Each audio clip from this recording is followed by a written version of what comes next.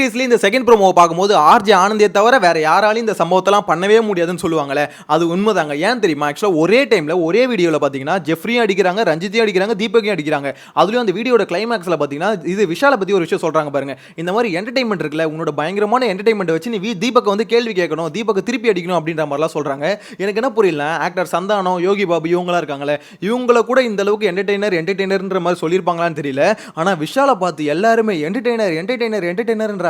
அப்படி என்ன என்டர்டைன்மெண்ட் பண்ணி கிழிச்சிட்டாருன்னு தெரியல. என்ன மேட்டர்னு பார்த்தீங்கன்னா, ஆக்சுவலாக விஷால் வந்து நிறைய பின்னாடி கலாய்க்கிறாரு. அதாவது ஆள் இல்லாதப்போ பயங்கரமாக கலாய்ப்பாரு, ஆள் இருக்கும்போது கொஞ்சம் கம்மியாக கலாய்ப்பாருன்னு வச்சுக்கோங்களேன். இந்த கலாய்க்கிறது இதை வந்து பார்த்தீங்கன்னா பயங்கரமான என்டர்டைன்மெண்ட் உள்ள இருக்கவங்க சொல்லிட்டு இருக்காங்க. ஆனால் வெளியில் இருக்க எல்லாருமே பார்த்தீங்கன்னா இவன் வந்து மார்க் பண்ணிட்டு இருக்கான் மற்றவங்கள.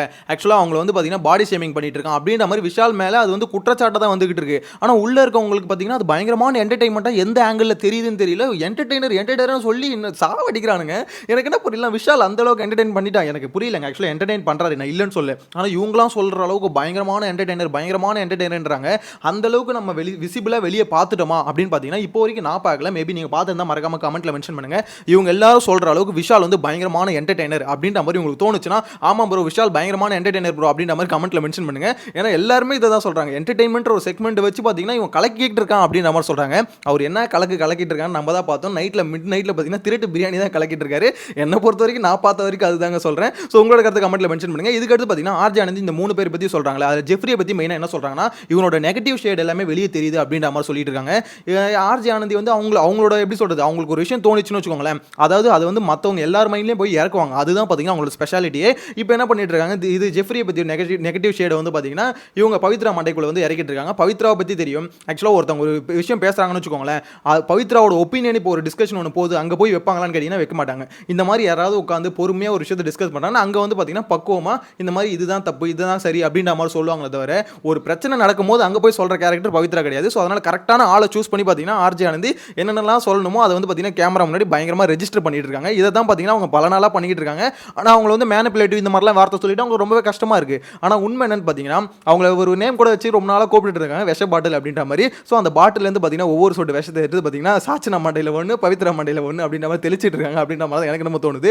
எனிவேஸ் இதுக்கப்புறம் பார்த்தீங்கன்னா தீபக் பற்றி ஒரு மேட்டர் சொல்கிறாங்க. இந்த மாதிரி தீபக் வந்து பார்த்தீங்கன்னா சில விஷயம் பண்ணுறது சரியில்லை. ஸோ விஷால் தான் பார்த்தீங்கன்னா இவர் என்டர்டைன்மெண்ட் வச்சு தீபக் அடிக்கணும் அப்படின்ற மாதிரி சொல்கிறாங்க. இதுக்கடுத்து ரஞ்சித்தை பற்றி ஒரு மேட்டர் சொல்கிறாங்க. ரஞ்சித் வந்து பார்த்தீங்கன்னா இந்த மாதிரி ஒரு விஷயம் பிரச்சனை நடக்குது.